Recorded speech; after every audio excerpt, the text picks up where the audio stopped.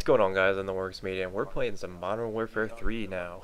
I haven't played in a few days. This is the first game I played in probably about 4 days, and it was an interesting game, and that's why I'm bringing it here to you today, just because there's a lot of factors that made this game interesting to me, and I don't do super well. I don't do gameplay type game. I mean, I don't do bad. However, I don't get over like a 3 point something KD, so it's not a bad game. But it's an interesting game, and it gave us the background for a topic. And I am using the FAD, which you've seen me use a couple times. It's nothing really special. It's just, it's an alright weapon. And how did I kill that guy? Well, who knows? I am host of this game, and I will point out later in the video what me being host will do for people that are near me, and how it'll really help people. Like, if you are playing Modern Warfare 3 and you want to be on the ideal connection, you want somebody near you to pull host. That way you don't get punished by the host lag compensator. And that's going to be the main thing we talk about here. And before we get too deep into this, I want to discuss what is lag compensation, because I see this word thrown around way too much. It seems like a lot of people, especially the younger guys, are, they're on Twitter, they're like, oh, apparently Modern Warfare 3 has this new thing called lag compensation. No. This has been in every game, guys. It's something that's in almost all online games. I mean, Counter-Strike Source had a lag compensator in it where the hitboxes were in front of the people to kind of even the playing field. And it actually kind of made it kind of weird, and I didn't like it personally. I know that on LAN you could disable that and the hitboxes were perfectly fine.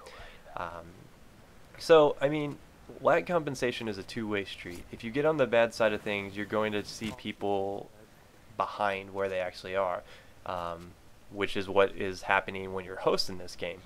And it's not the game trying to predict where it's going. Like, lag compensation is a math equation, guys. Like, right there, this is going to be one of my arch rivals in this game, this guy. He sprays me down, and I really just had no idea how he was spraying me down because I couldn't actually see him, but he was actually to the left of that planter before I actually see that he's to the left of the planter. So if you ever get into the games and you feel like you die instantly, you feel like, hey, I'm dead before he even comes around the corner, it's because you are. It's because if you're a host of the game, you're getting punished by the baseline. We'll just call it baseline for this. So the baseline is what the game decides is going to be the even playing field for everybody. So it runs everybody's ping through the math equation, which is a really big math equation, and this equation is used for all facets of things that are live. Like live stream is used for like live broadcasts. Like, watch this right here. This is a really good example. So I walk around this corner, I'm hit when I'm around a corner, and then I'm killed right before he walks around the corner on my screen. So to me it looks like I'm dead before he even walks around the corner, but in actuality the baseline shows that I died because he actually walked around the corner. So it's not like he's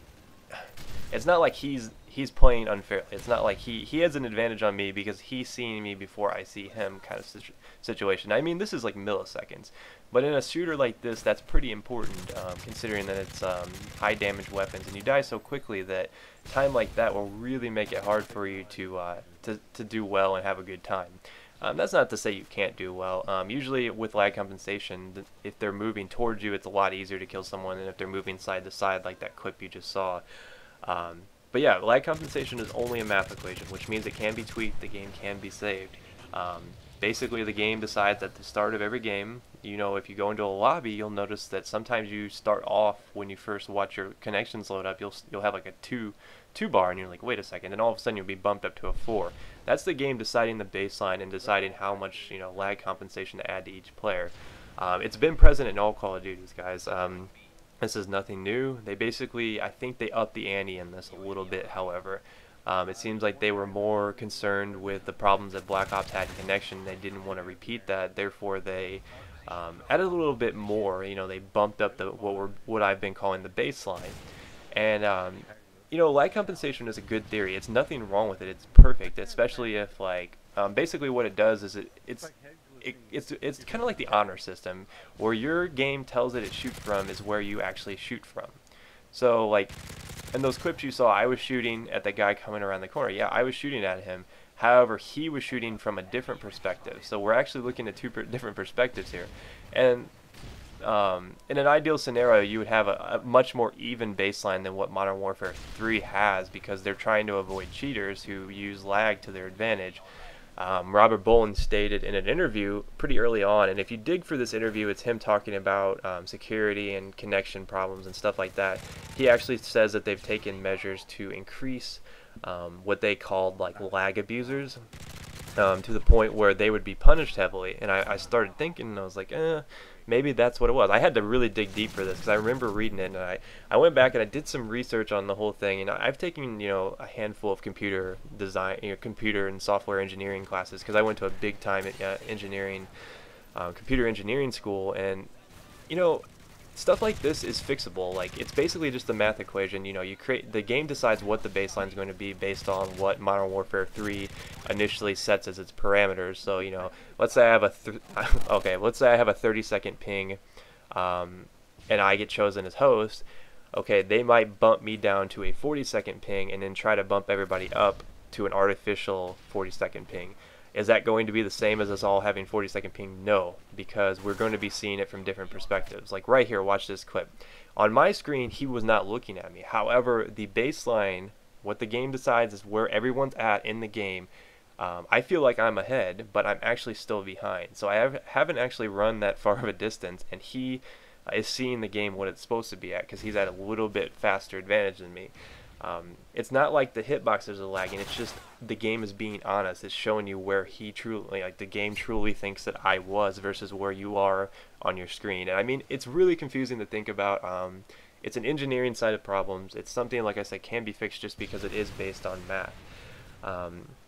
But yeah, in an ideal world, you know, you would have no cheaters, and you would assume that all the hosts are going to be, you know, honest hosts, where you're going to have, you know, when you shoot from the spot I'm standing and you shoot at someone standing in that spot, it's going to be right on. But that's just not how it works. When you don't have dedicated servers, I mean, even dedicated servers use some sort of lag compensation, guys. Not to the extreme that you might think, but that's why Battlefield 3 is so easy to play. Oh, what? Moab?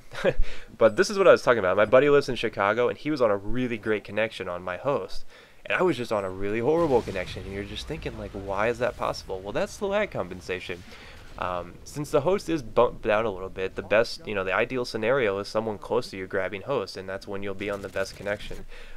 I know this commentary might anger a lot of people. I mean, there's a lot of factors that go into this, guys. I'm by no means an expert. I'm not trying to tell you, you know, the end-all to lag compensation arguments, but it is present in the game. It is a problem. They're well aware it's a problem. I think it will be fixed. I think it will improve your experience in the game.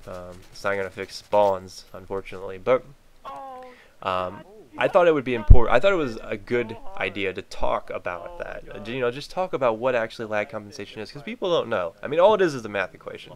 Simple as that.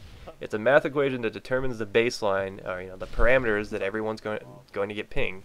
It assigns artificial ping to people. Most hosts, and it's not, okay, like right there, it's not across the board. Not every player has this crazy advantage, you know, against the host. It's only, you know, it's only some players that benefit from it. It's not the whole team. If you're on a bad connection, it's not like every player is going to have a, if you're on the host, you know, you're getting punished by the host lag compensator. You're not going to be getting owned by every player. It really just depends on what every player has connection wise. I mean, there's a lot of factors that go into it. It is a problem. Like I said, I hope it gets fixed, but hopefully this enlightened you guys a little bit on the client side and server side of things. You know, you kind of understand how lag compensation works and how it can be fixed. It can be fixed. You know, they just have to change the numbers to create some new parameters, and hopefully they do that soon. But I will see you guys next time. Peace.